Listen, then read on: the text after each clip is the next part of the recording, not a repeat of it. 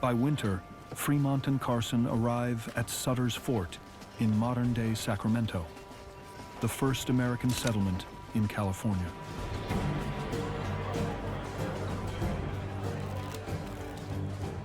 In California of 1845, there were about 8,000 to 10,000 people living in California, mostly Mexican, Californios, and about 1,000 or so Americans, a couple hundred foreigners, German, British, Swiss. And the Mexicans had welcomed them because California was a far-flung province and underpopulated. American settlers who pushed west were looking for land, but in Northern California it's really kind of a rabble. A lot of these guys are drunks, unsavory characters.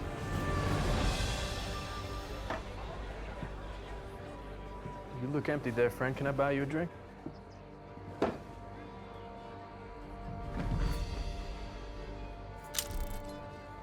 I ask why you came? Good land. You don't really own that land, do you? Mexican government does. Mexico allows Americans to settle and work the land, but not to legally own it, infuriating settlers and playing right into Fremont's hands. Mexico's hold over California is quite tenuous. And lo and behold, there's John C. Fremont in the middle of all this explorer who has these secret orders from Washington, who's very well connected, who's part of the Army. Now, did you know there's a Mexican fella in charge of California? Did you? That's because he doesn't come around. When Fremont showed up in California in 1845, he found a populace that was deeply disenchanted with Mexican rule. It doesn't matter if you bought the land, if you own the land, if you work the land. It doesn't even matter if you have become a Mexican citizen, all for the love of your land. The Mexican government will take it away whenever they find that convenient. Fremont was very skilled, he was outgoing, and so he attracted a lot of people to him. Who by right owns this land? Who by right owns it? Fremont convinced Californian residents there was fighting to do. Yeah. California, gentlemen. California.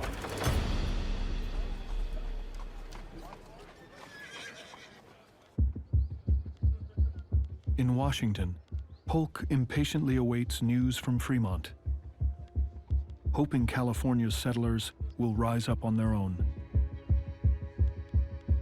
He knows Congress won't approve a war with Mexico unless the U.S. is attacked.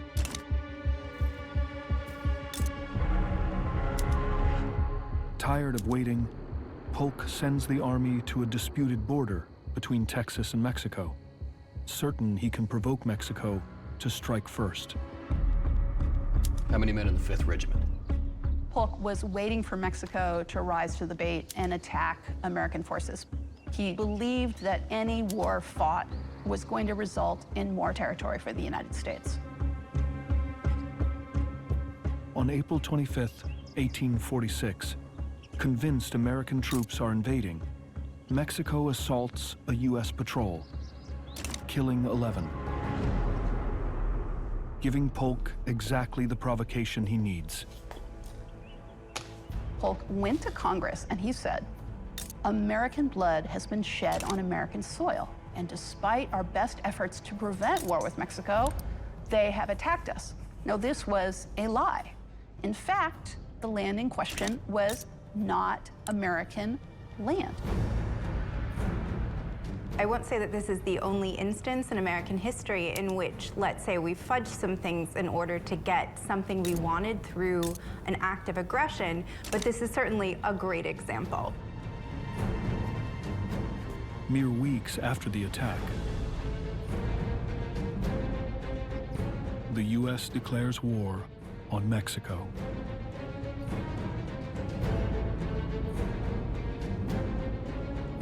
In California, Fremont receives a message from Polk. his mission is no longer secret. It's time to attack. Fremont equips a ragtag army with rifles, then marches toward present-day Sonoma. His goal, win California for Polk at any cost.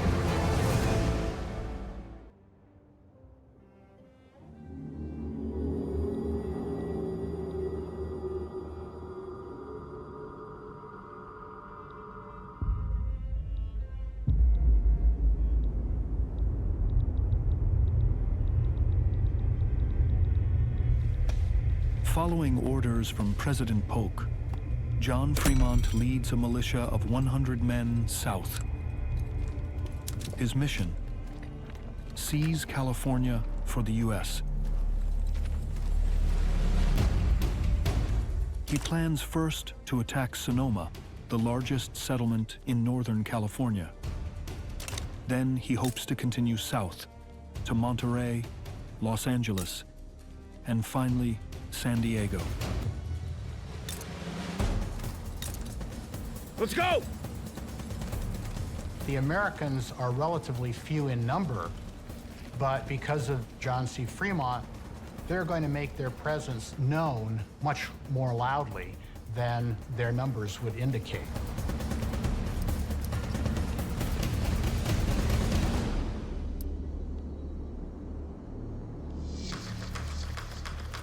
Relying on grit and determination, Fremont and Kit Carson begin their improbable conquest.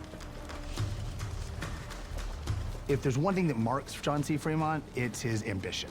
He was driven to succeed, he was driven to be independent, and I think the frontier for John C. Fremont represented the route to secure his ambition. Notoriety, fame, wealth. That's what California offered. As word of Fremont's revolt begins to spread, other settlers join the fight. They call themselves Los Osos, Spanish for the bears. On June 14, 1846, Fremont's fighters reach Sonoma, but are surprised to find the Mexican outpost virtually undefended.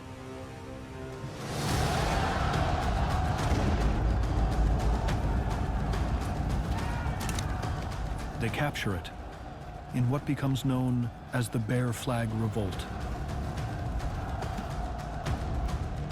To mark their victory, they raise a makeshift flag, made from a cotton sheet and decorated with a red grizzly bear. The design will later inspire the state flag of California.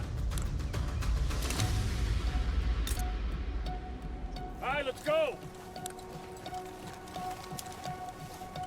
This revolt that begins to emerge, it was enough of a movement to take hold, at least in Northern California, and to start this process of the American conquest of California.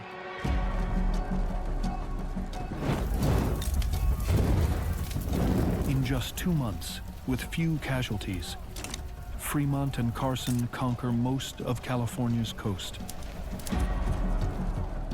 Under the direction of Fremont, this rabble of guys that have accomplished this great feat.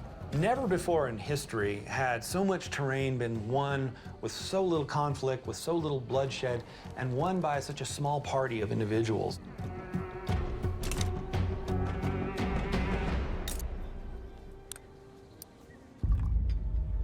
Polk's plan to win California seems to be working, but without communication, he has no idea if Fremont and Carson are even alive.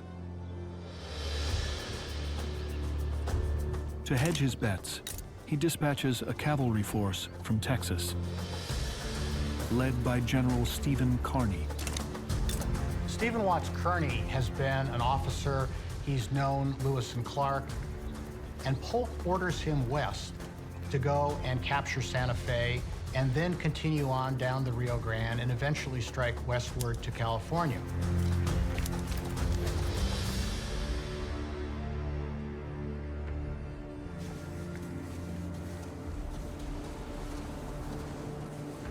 In early August 1846, Fremont and Carson reach Los Angeles. After joining forces with U.S. Marines sent by Polk, they seize the city, and with it, the final Mexican stronghold in California. It's kind of incredible. Fremont took California against relatively light resistance. It fell into American hands, partly because of the skill and bravery of someone like John C. Fremont, but partly because of pure good fortune, because it was there for the taking.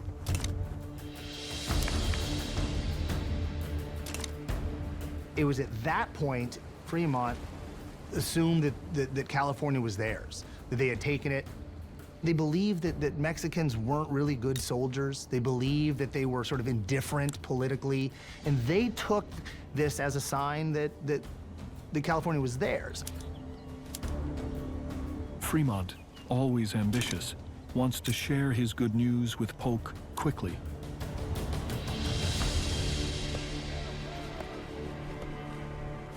Fremont decides now is the time to let Washington know what has happened, to let Polk know what has happened, to sort of solidify the victory. Fremont was interested in expanding his own celebrity, making this conquest part of his own personal story. Fremont decides to send a courier east. Who am I going to hire to do this? Well, why not the most competent and pragmatic, strongest member of my expedition? Kit Carson. Adept at survival, Carson picks the fastest route possible, even though it means crossing hundreds of miles of inhospitable desert. The famed frontiersman is unaware he's about to face his most grueling test yet.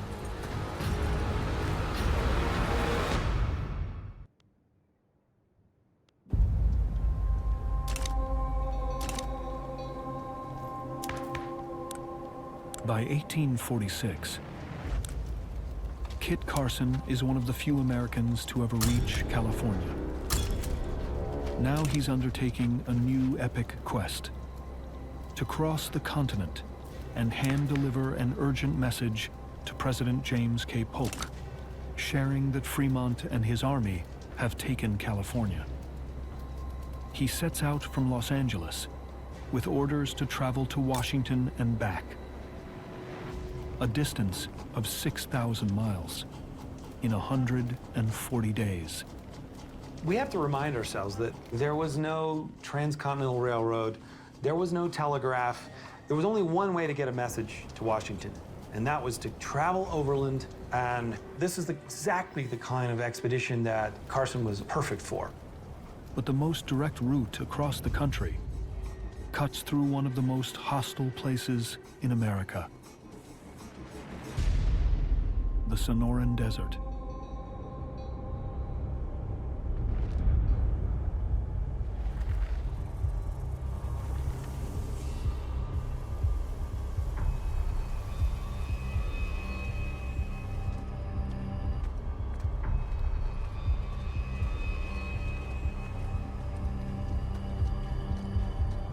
Well, for Kit Carson to cross the desert in what's now the Southwest would be a very difficult situation.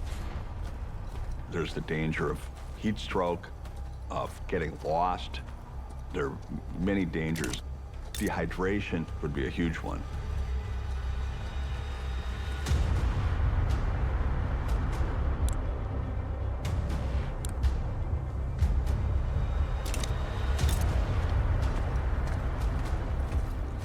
Carson's frontier skills make him uniquely suited for this test.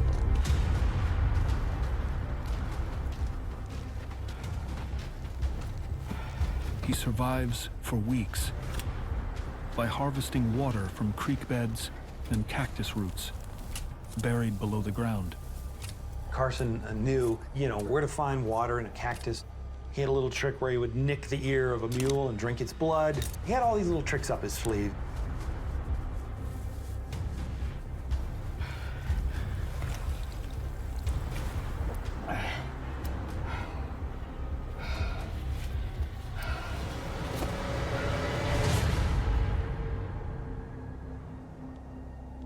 But it's not enough to overcome the relentless heat of the Sonoran summer.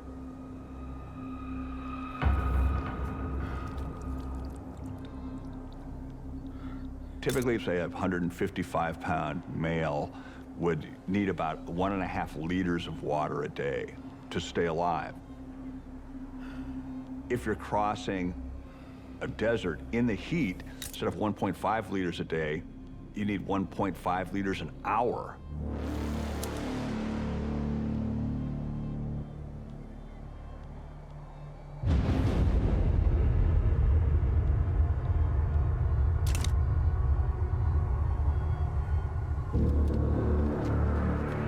After traveling more than 1,000 miles, Carson's life is in danger.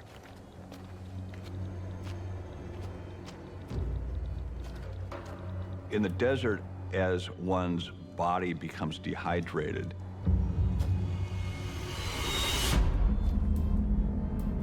one's blood is actually thickening like oil.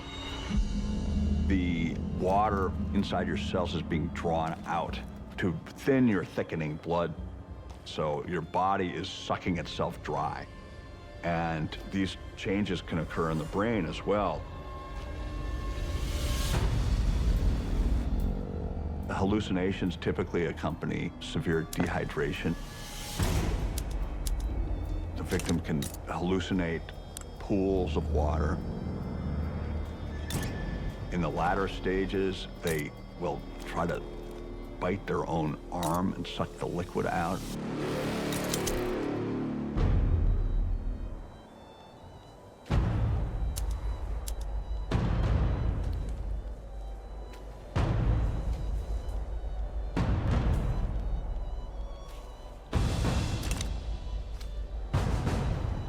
Then finally, relief is on the horizon.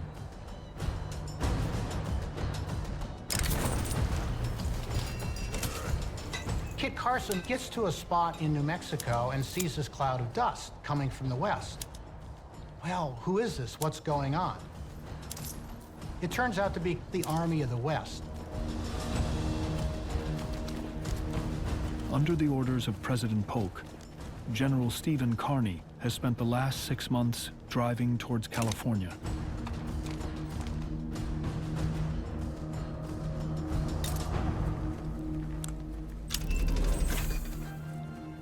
If you have any extra supplies you could share, I'd appreciate it.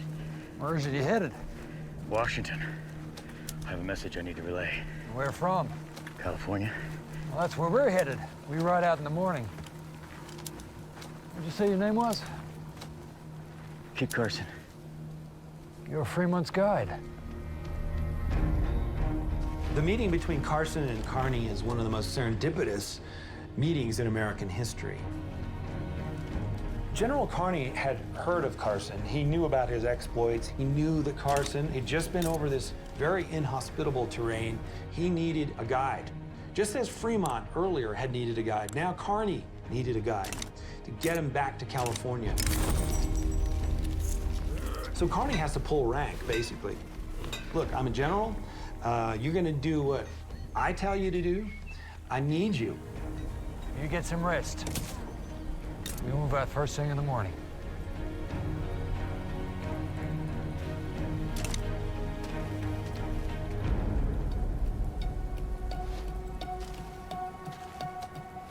Kearny recognized that Carson was an experienced guide, had been on these expeditions with Fremont, and I think Kearny just made a sound decision. He said, you know where you're going, take me into San Diego.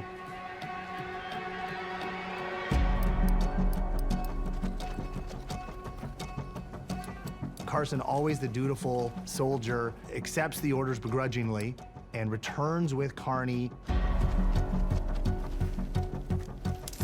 So Carson is guiding Kearny west, and he probably is fuming, he's resentful, he probably hates this expedition. But there he is again, moving back and forth across this huge nation. Carson heads back into the desert, unaware that he's walking straight into a war.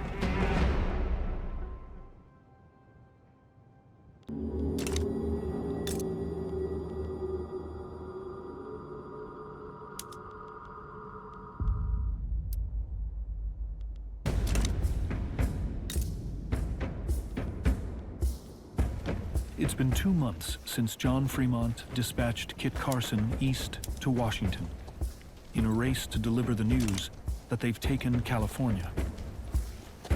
But Carson's mission has changed. Now he's heading back west, leading General Kearny's troops to San Diego.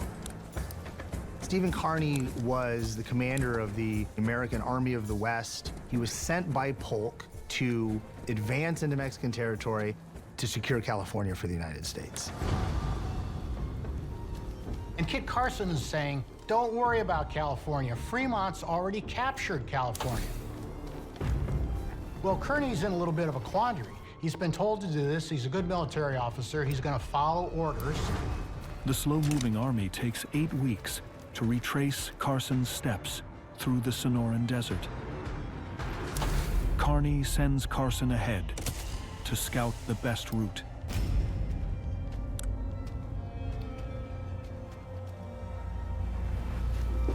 "50 miles outside of San Diego, Carson discovers that Mexico is far from defeated, and its army is on the move. They get near San Diego. Carson rides ahead, and wait a minute, California is not conquered. Everything is kind of turned around now. The Americans have lost ground. Initially, Fremont's troops encountered almost no resistance, taking towns from Sausalito to Los Angeles. But now the Mexican army has surged north, reclaiming the territory, and Fremont is trying to regroup.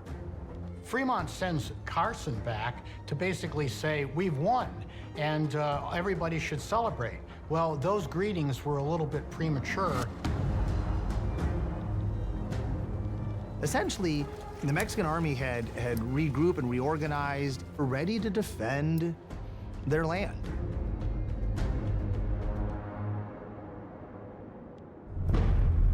How many of them were there? 100. Maybe more. Well mounted, too. Kearny's men have marched from Santa Fe, New Mexico. His men are cold and tired. It's raining. His powder is wet.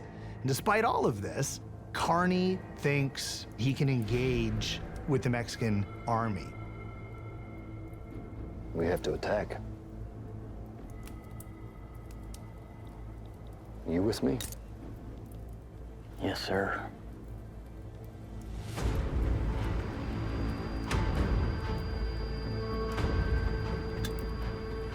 Carson was the sort of guy you would want to have on your side if you were in a firefight. He has an incredible violent streak. He was a violent man even for his times. Once he perceived that this was a violent situation he was about to enter into, he went for the jugular.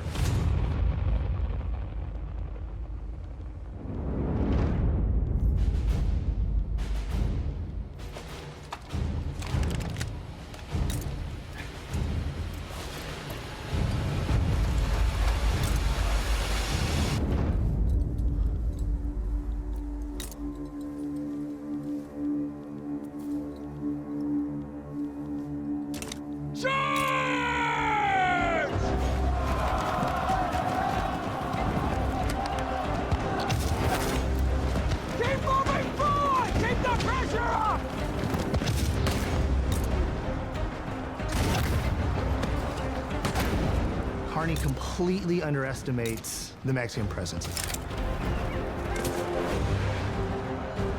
And there's disorganization amongst the Americans, a bit of overzealousness, and the result is Kearny's men get stretched out, and the Mexicans are able to take advantage of this.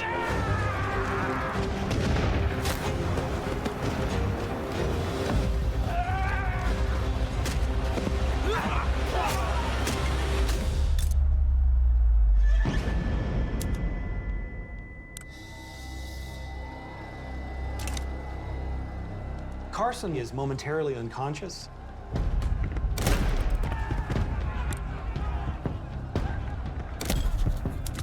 Then he stands up, he finds his rifle.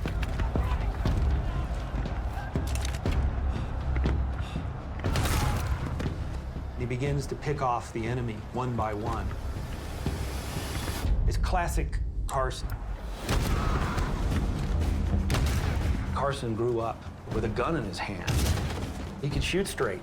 He was calm, he was composed. He would dispatch you as quickly as possible. He would talk about a firefight. He would say, that was the prettiest fight I ever saw. Almost like a mafia killer. The Mexicans suffered some wounded. But it's this point that Carney realizes he's in trouble.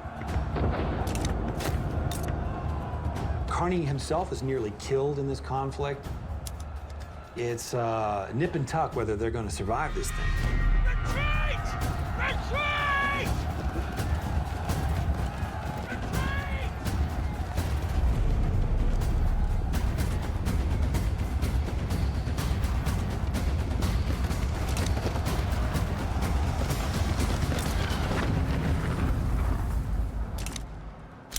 They have to regroup and create a perimeter, and it's the beginning of a siege, basically.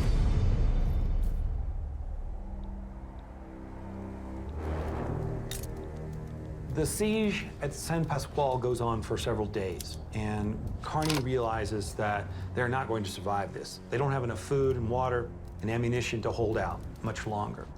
What he needs to do is find out whether there are any other American forces in the area.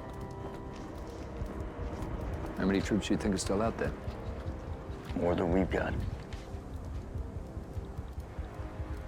We need to sneak someone through enemy lines. Get word to San Diego. I'll do it. There's a belief that somewhere near San Diego is the U.S. Navy and the Marines. And if he can get reinforcements and get help, that they might be able to break the siege. So again, who raises his hand? It's Carson. I'll do it. Whenever there's a risky mission into enemy territory, he's the guy that raises his hand.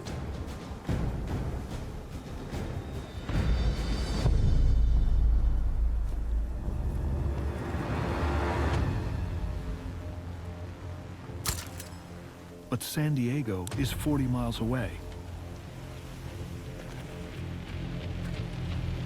And no one knows if help is there. Or if Carson will survive the journey.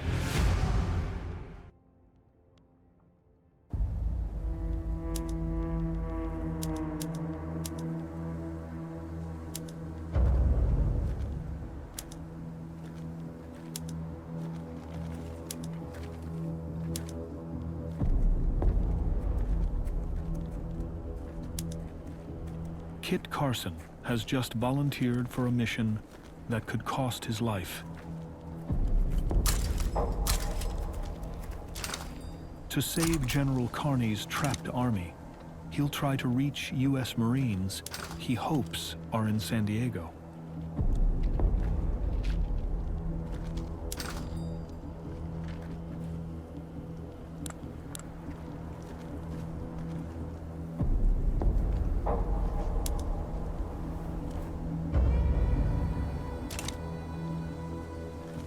You have to imagine the danger inherent in this mission.